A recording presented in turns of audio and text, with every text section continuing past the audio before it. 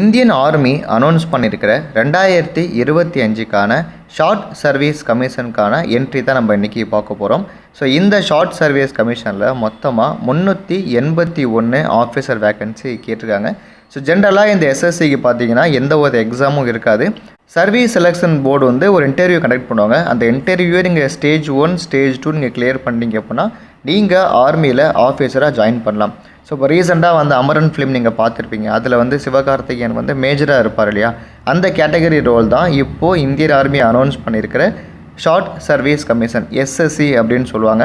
So இந்த எஸ்எஸ்சிக்கு வந்து யார் அப்ளை பண்ணலாம் அப்படிங்கிற இன்ஃபர்மேஷன்ஸ் ப்ளஸ் எப்படி நீங்கள் அப்ளை பண்ணலாம் அப்படிங்கிற ஒரு டீட்டெயில் நம்ம தெளிவாக பார்க்கலாம். ஸோ இந்த ஜாபுக்கு வந்து பார்த்தீங்கன்னா ஃபைனல் இயர், ஸோ நீங்கள் வந்து காலேஜில் ஃபைனல் இயர் படிச்சுட்டு இருந்தால் அப்ளை பண்ண முடியும்.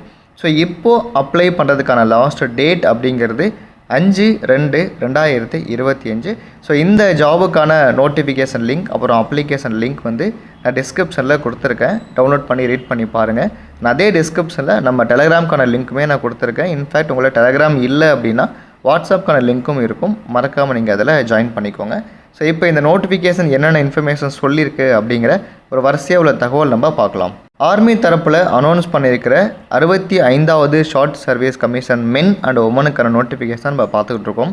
ஸோ மொதல் பாயிண்ட் வந்து பார்த்திங்கன்னா unmarried male and unmarried female engineering கிராஜுவேட்ஸாக இருந்தால் நீங்கள் இதுக்கு அப்ளை பண்ண முடியும். ஸோ திருமணமாகாத ஆண்கள், திருமணமாகாத பெண்கள், ஸோ இவங்க மட்டும்தான் இதுக்கு அப்ளை பண்ண முடியும். திருமணம் ஆகியிருந்தால் நீங்கள் இதுக்கு அப்ளை பண்ண முடியாது. ஸோ ஃபஸ்ட்டு க்ரைட்டீரியா ரொம்ப ரொம்ப முக்கியமான ஒரு க்ரைட்டீரியா.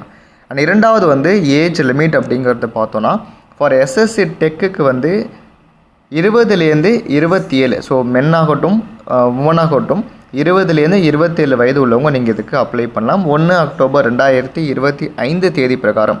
ஸோ பிறந்த தேதி அப்படிங்கிறது பார்த்தோன்னா 2 அக்டோபர் 98லேருந்து 1 அக்டோபர் 2005க்குள்ளே நீங்கள் பிறந்திருந்தால் நீங்கள் அப்ளை பண்ணலாம்.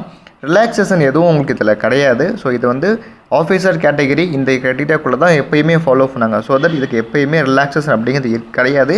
அண்ட் தென் உங்களுக்கு ரிசர்வேஷன்ஸுமே இதில் கிடையாது. இப்போது எஜுகேஷன்னு பார்த்தோம் அப்படின்னா இன்ஜினியரிங் டிகிரி கண்டிப்பாக நீங்கள் முடிச்சிருக்கணும். இல்லைனா நீங்கள் ஃபைனல் இயர் படிச்சுக்கிட்டு இருந்தாலும் நீங்கள் இதுக்கு அப்ளை பண்ண முடியும். ஸோ நீங்கள் ஃபைனல் இயர் படிச்சுக்கிட்டு இருந்தீங்க அப்படின்னா 1 அக்டோபர் 2025க்குள்ளார உங்களுக்கு செம் சர்டிஃபிகேட்லாம் கிளியர் பண்ணிவிட்டு சர்டிஃபிகேட் வர்ற மாதிரி சுச்சுவேஷன் இருந்தால் மட்டும் அப்ளை பண்ணுங்கள். ஏன்னா 1 அக்டோபர் 2025க்கு அப்புறம் நீங்கள் பாஸ் பண்ணீங்க அப்படின்னா நீங்கள் இதுக்கு வந்து அப்ளை பண்ண முடியாது. ஸோ கரண்ட்டாக படிக்கிற ஃபைனல் செமஸ்டர் உள்ளவங்க மட்டும் நீங்கள் இதுக்கு அப்ளை பண்ண முடியும். ஸோ கிளியராக சொல்லிட்டாங்க.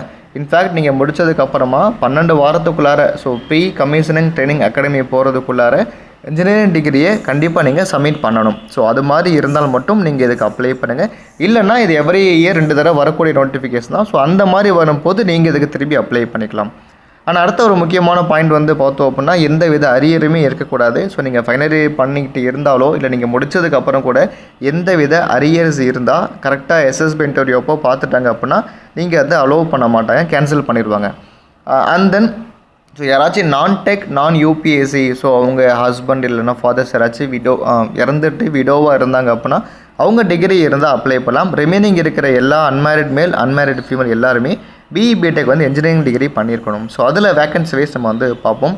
இப்போது ஃபார் மென்னுக்கு வந்து சிவில் அப்படின்னா அதுக்கான ஸ்ட்ரீம்ஸும் இருக்கும், ஈக்குவலண்ட்டும் இருக்கும். ஸோ எல்லாருமே சிவில் பண்ணியிருக்க மாட்டாங்க இல்லையா. ஸோ ஒரு சில பேர் ஸ்ட்ரக்சரல் பண்ணியிருப்பாங்க, பில்டிங் இன்ஜினியரிங் பண்ணியிருப்பாங்க, and then civil engineering and planning அந்த மாதிரி பண்ணியிருப்பாங்க. ஸோ அதனால் சிவில் பண்ணவங்களுக்கு என்ன ஈக்குவலண்ட் இருக்கோ அந்த ஈக்குவலண்ட்டாக இருந்தாலுமே அப்ளை பண்ணலாம். மொத்தமாக 75 வேக்கன்சி சிவில் டிபார்ட்மெண்ட்டில் இருக்குது ஃபார் மென்னுக்கு. அதுக்கப்புறம் பார்த்தீங்கன்னா கம்ப்யூட்டர் சயின்ஸில் ஈக்குவலண்ட் காமிச்சிருப்பாங்க. ஸோ எல்லா ஈக்குவலண்ட் ரீட் பண்ண முடியாது. இதில் உங்கள் ஈக்குவலண்ட் இருந்துச்சுன்னா நீங்கள் இதுக்கு அப்ளை பண்ணுங்கள். ஸோ கம்ப்யூட்டர் சயின்ஸ்க்கு வந்து 60 வேக்கன்சி இருக்கிறதுனால, அண்ட் எலக்ட்ரிக்கலுக்கு 33 வேக்கன்சி இருக்குது, எலக்ட்ரானிக்ஸு 64 வேக்கன்சி இருக்குது. அண்ட் நெக்ஸ்ட்டு பார்த்தோம் அப்படின்னா மெக்கானிக்கல் டிபார்ட்மெண்ட்டுக்கு 101 வேக்கன்சி இருக்குது. ஸோ இதில் மெக்கானிக்கல், ஆட்டோமொபைல், ப்ரொடக்ஷன் இதெல்லாம் வந்துடும். அதர் தென் இந்த டிபார்ட்மெண்ட் மட்டும் இல்லாமல் ஃபர்தர் டிபார்ட்மெண்ட்ஸும் இருக்குது இல்லையா. இப்போ பிளாஸ்டிக் டெக், அப்புறம் remote sensing, biomedical, food tech, agri, metallurgical இது மாதிரி இருக்கிற டிபார்ட்மெண்ட்லேயும் 17 வேக்கன்சி அப்படிங்கிறது இருக்குது.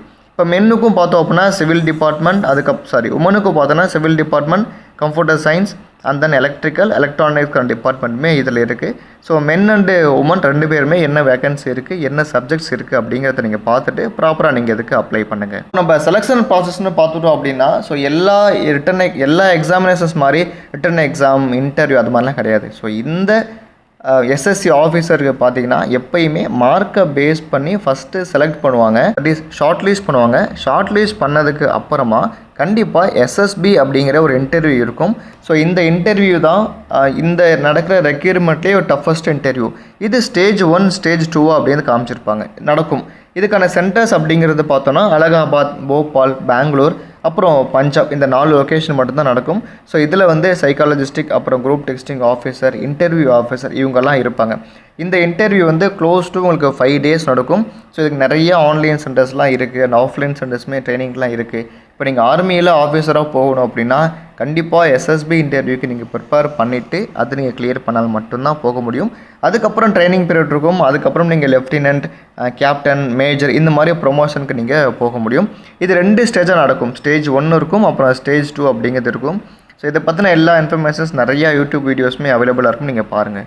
இப்போது ஷார்ட் சர்வீஸ் கமிஷன் அப்படிங்கிறது என்னென்னு பார்த்தோன்னா, நீங்கள் 10 வருடம் நீங்கள் அனுபவத்தில் வந்து ஆஃபீஸராக பணியாற்றலாம். அதுக்கப்புறமா நீங்கள் வில்லிங் ஸ்பெஷல் ப்ரொவிஷன் தேவைப்பட்டால் எக்ஸ்ட்ரா 5 இயர்ஸ் நீங்கள் வந்து ஒர்க் பண்ணலாம். ஸோ மொத்தமாக 15 வருஷம் நீங்கள் ஆர்மியில் சர்வீஸ் பண்ணலாம். இதுக்கு ட்ரைனிங், அதாவது எஸ்எஸ்பி இன்டர்வியூ கிளியர் பண்ணதுக்கு அப்புறமா 49 வீக்ஸ் ட்ரைனிங் இருக்கும். இந்த ட்ரைனிங் நீங்கள் முடிச்சதுக்கப்புறமா டேரெக்டாக நீங்கள் வந்து ஆர்மியில் ஜாயின் பண்ணிடலாம். அலோவன்ஸ் பொறுத்தவரை ஆர்மி தரப்பில் தர எல்லா அலோவன்ஸும் இருக்கும். யூனிஃபார்ம் அலோவன்ஸ், சில்ட்ரன் அலோவன்ஸ், அப்புறம் ஹவுஸ் அலோவன்ஸ், ரெண்டல் அலோவன்ஸ், நம்ம கேண்டீன் ஃபெசிலிட்டிஸ், இது மாதிரி எல்லா அலோவன்ஸும் இருக்கும். ஸோ ஃபஸ்ட்டு நீங்கள் 2 வருஷம் கமிஷன் முடிச்சதுக்கப்புறமா நீங்கள் லெஃப்டினண்ட்டாக இருக்கணும். அதுக்கப்புறம் கேப்டன், அப்புறம் 6 வருஷம் கம்ப்ளீட் பண்ணால் மேஜர், லெஃப்டினன்ட் கர்னல், இது மாதிரி உங்களோட ரேங்க் ஆல்சோ இன்க்ரீஸ் ஆகிக்கிட்டே இதில் போகும். ஸோ இதுக்கான சேலரி வந்து இனிஷியலாக லெஃப்டினன்ட்க்கு 56,100 அப்படிங்கிற பேசிக் பேல ஆரம்பிச்சு, ஸோ உங்களுக்கு அடுத்ததாக லெவல் 10B, 11, ஸோ இங்கே அடுத்த ரேங்க்குக்கு போகும்போது உங்களோட சேலரி அப்படிங்கிறது இன்க்ரீஸ் ஆகிக்கிட்டே வரும். இதுக்கு நீங்கள் ஆன்லைனில் மட்டும்தான் அப்ளை பண்ண முடியும். joinindianarmy.nic.in அப்படிங்கிற வெப்சைட்டில் நீங்கள் போனீங்க அப்படின்னா, ஸோ பேசிக்காக நீங்கள் என்ட்ரி ஆகிறதுக்கான ரெஜிஸ்ட்ரேஷன்லாம் நீங்கள் கம்ப்ளீட் பண்ணதுக்கப்புறமா உங்கள் எலிஜிபிலிட்டி இருக்கா இல்லையா அப்படிங்கிறத நீங்கள் செக் பண்ணி பார்த்துட்டு அந்த நீங்கள் டெக்னிக்கல் கோர்ஸ் அப்படிங்கிறத நீங்கள் கிளிக் பண்ணி தான் நீங்கள் அப்ளை பண்ணுற மாதிரி இருக்கும். இது எல்லா இன்ஃபர்மேஷன்ஸ் பார்த்தீங்க அப்படின்னா யூடியூப்லேயே நானும் வீடியோ போட்டிருக்கேன். நீங்கள் 1 by 1 ஒரு ஸ்டெப்பாக நீங்கள் போகும்போது எல்லா இன்ஃபர்மேஷன் நீங்கள் தெரிஞ்சிக்க முடியும். அண்ட் பிஃபோர் தட் நீங்கள் எல்லாமே அப்ளை பண்ணதுக்கு பிஃபோராக டாக்குமெண்ட்ஸ் எல்லாம் கரெக்டாக இருக்கா அப்படிங்கிறத நீங்கள் பாருங்கள். இன்டர்வியூக்கு போகும்போது எல்லா சர்டிஃபிகேட்ஸுமே ஒரிஜினல் வித் ஃபோட்டோகிராஃபோட செல்ஃப் அட்டஸ்டன்ஸ் பண்ணி நீங்கள் எடுத்துகிட்டு போகணும். So 10th mark sheet, degree முடித்த மார்க் ஷீட், ஏஜுக்கான ப்ரூஃப். இன்ஃபேக்ட் நீங்கள் ஃபைனல் இயர் படிச்சுட்டு இருந்தீங்க அப்படின்னா இன்டர்வியூக்கான ஒரு ஃபார்ம் வந்து தருவாங்க ஃபைனல் இயர் பண்ணிட்டு இருந்தீங்கன்னா. ஸோ அதை நீங்கள் வந்து உங்களோட பிரின்சிபல்கிட்ட நீங்கள் சைன் வாங்கிட்டு நீங்கள் போகிற மாதிரி இருக்கும். இது எல்லாமே நீங்கள் எடுத்துகிட்டு போனால் தான் எஸ்எஸ்பி இன்டர்வியூக்குள்ளே அவங்க வந்து பர்மிட் பண்ணுவாங்க, இல்லைனா உங்களை பர்மிட் வந்து பண்ண மாட்டாங்க. இப்போது இந்த எஸ்எஸ்சி டெக்குக்கு நீங்கள் எப்போ அப்ளை பண்ணி முடிக்கணும் அப்படின்னா லாஸ்ட் டேட் வந்து 5 February 2025, இதை தான் லாஸ்ட் டேட். ஸோ ஃபர்தராக இது போன்ற பல முக்கியமான அப்டேட்ஸ் நீங்கள் தெரிஞ்சுக்கலாம். நம்ம சேனலை சப்ஸ்கிரைப் பண்ணி வாட்ச் பண்ணுங்கள்.